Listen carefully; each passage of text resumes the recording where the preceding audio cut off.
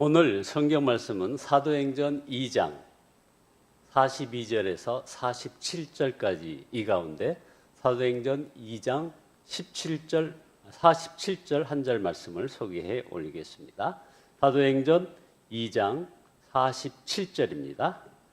하나님을 찬미하며 또 온 백성에게 칭송을 받으니 주께서 구원받는 사람을 날마다 더하게 하시느니라. 아멘. 말씀 제목은 살아 움직이는 교회라는 제목입니다. 예수님께서도 마태복음 16장에서 말씀하십니다. 또 내가 네게 이르노니 너는 베드로라. 내가 이 반석 위에 내 교회를 세우리니 음부의 권세가 이기지 못하리라. 여러분, 교회를 누가 세웁니까? 예수님이 세우십니다. 예수님께서 세우신 교회는 음부의 권세, 즉 지옥의 문들의 권세, 사탄과 그 쫄개들의 권세가 이기지 못합니다. 이것은 100% 보장한다는 말씀입니다. 주님께서 주님의 교회를 세우면 사탄이 무너뜨리지 못한다는 겁니다. 여기에는 한 가지 조건이 있습니다. 주님께서 교회를 세우시는 방식대로 주의 말씀에 순종하여 세운다는 조건입니다. 그렇다면 그 교회는 사탄에게 무너지는 교회, 패배하는 교회가 아니라 승리하는 교회, 구원하는 교회가 될 것입니다. 살아있는 교회와 죽은 교회는 당연히 다릅니다. 무엇이 다를까요? 바로 오늘 본문에 그것들이 나와 있습니다.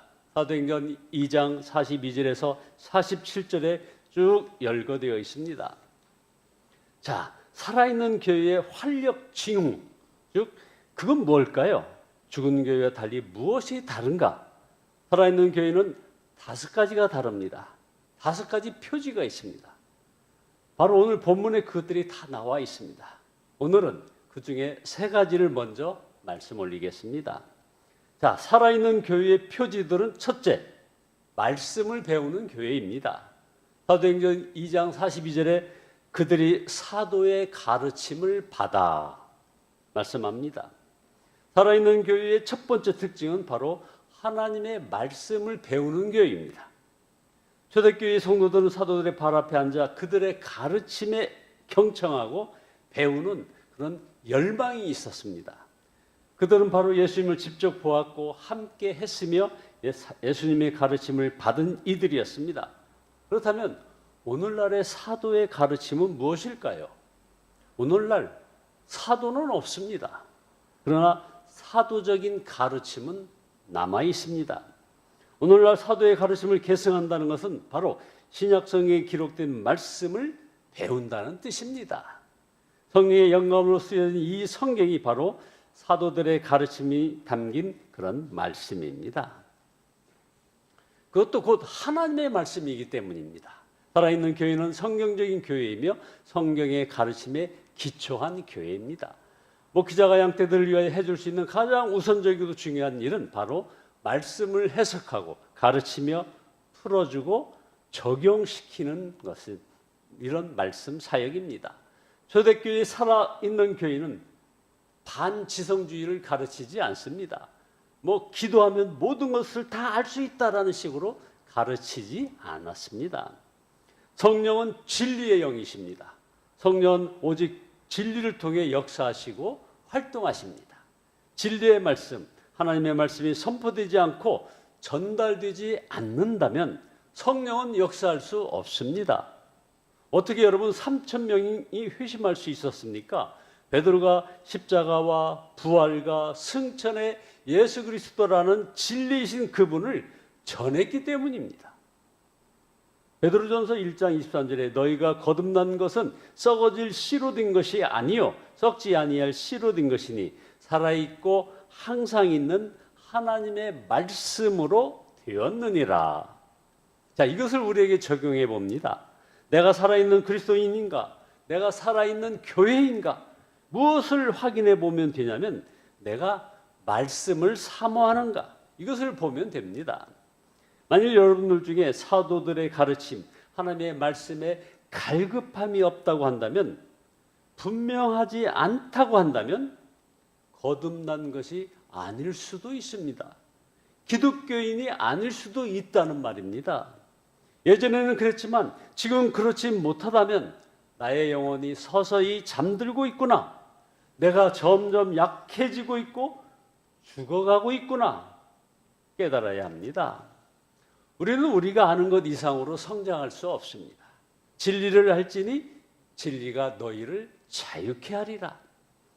교회가 해야 할 가장 중요한 것 중 하나는 바로 모든 문제에 대한 하나님의 관점을 말씀을 바탕으로 하여 가르치고 제공하는 것입니다. 반면 교회가 하지 말아야 할 일도 있습니다. 개인의 의견, 우리가 생각하는 것, 우리가 느끼는 것, 이것을 마치 하나님의 말씀처럼 하는 것, 이것은 우리가 경계해야 됩니다. 따라서 우리는 매일 말씀을 나누어야 합니다. 그래야 습관이 됩니다. 여러분들 기억하십시오. 41절에 오직 말씀을 받은 사람만 구원받았습니다. 사도행전 2장 41절, 그 말을 받은 사람들은 세례를 받음에 이날에 신대수가 3,000이나 더하더라. 자, 그 말을 받은 사람들은 우리 모두에게 이 초대교회에 살아있는 교회의 성도들이 가졌던 그런 말씀의 열정이 회복되기를 간절히 축원드립니다. 두 번째, 살아있는 교회의 표지는 서로 교제하는 교회입니다. 사도행전 2장 42절에 그들이 사도의 가르침을 받아 서로 교제하며 떡을 떼며, 살아있는 교회는 진정한 교제가 있었습니다. 여기서 교제라는 단어는 헬라어로 코이노니아, 여러분들 익숙한 단어 아닙니까? 이 단어는 본래 다른 사람과 공통된 무엇인가를 공유한다는 뜻입니다. 다른 사람과 공통된 무언가를 나눈다는 뜻입니다. 그것은 단지 안녕하세요 인사한다는 뜻이 아닙니다. 그 이상입니다. 코이노니아는 자신의 시간과 에너지와 물질과 재정과 음식 등 좋은 것을 함께 나눈다는 뜻입니다. 음식을 포함하여 물질의 나눔이 반드시 포함되어야 그것이 진정한 코이노니아입니다. 그래서 사도행전 2장 42절에 떡을 떼는 것이 괜히 있는 것이 아닙니다. 물론 여기서 떡을 뗀다는 것은 주의 만찬, 성찬을 암시합니다. 그것은 단지 식사가 아니라 예배입니다. 그러나 그것은 그야말로 식사입니다. 공동 식사입니다. 함께 음식을 나누는 것입니다. 또한 사도행전 2장 44절에서 45절에 보면 믿는 사람이 다 함께 있어 모든 물건을 서로 통용하고 또 재산과 소유를 팔아 각 사람의 필요에 따라 나눠주며, 그들이 함께 있으면서 서로 말로만 사랑한다고 교제하는 것이 아닙니다. 물건을 서로 통용하고 심지어 재산과 소유를 팔아 필요에 따라 나누어 주었습니다. 원하는 대로 준 것이 아니라 필요에 따라 준 것입니다. 이것이야말로 가족입니다. 함께 있고 밥도 같이 먹고 물건도 나눕니다. 가족이죠. 살아있는 교회의 표지입니다. 자, 그러면 이 초대교회 공동체의 코인노니아는 유대인, 이방인, 로마인, 아프리카인 모두에게 정말 호소력이 있었습니다. 바로 이것이 하나님께서 아브라함에게 약속하셨던 것의 성취입니다. 창세기 12장 3절에 보면 너를 축복하는 자에게는 내가 복을 내리고 너를 저주하는 자에게는 내가 저주하리니 땅의 모든 족속이 너로 말미암아 복을 얻을 것임이라 하신지라. 땅의 일부 족속입니까? 한국인만입니까? 경상도나 전라도뿐입니까?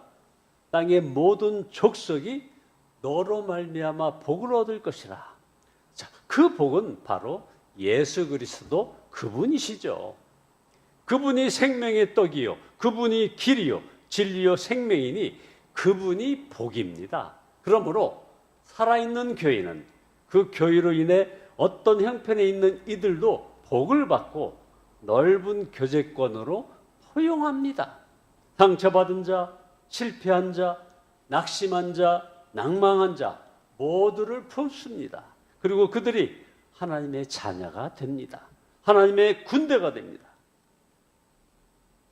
상황은 어려워도 이렇게 보내준 이런 사랑으로 연약한 자리를 털고 일어나는 큰 힘을 얻었습니다 라는 간증도 있습니다. 여러분, 바로 이것이 코이노니아입니다. 코이노니아는 서로의 삶을 공유하는 겁니다. 서로 사랑하며 서로를 위해서 기도해 주는 겁니다. 서로의 기도를 위해 기도하는 거죠. 서로의 재정을 함께 나누고 떡을 나누고 소유를 나누는 것입니다. 살아있는 교회의 표지입니다. 주의 살아있는 몸된 교회에 연결되어 있을 때 그 사람도 이제 살아납니다. 그러므로 혼자 있으면 안 됩니다.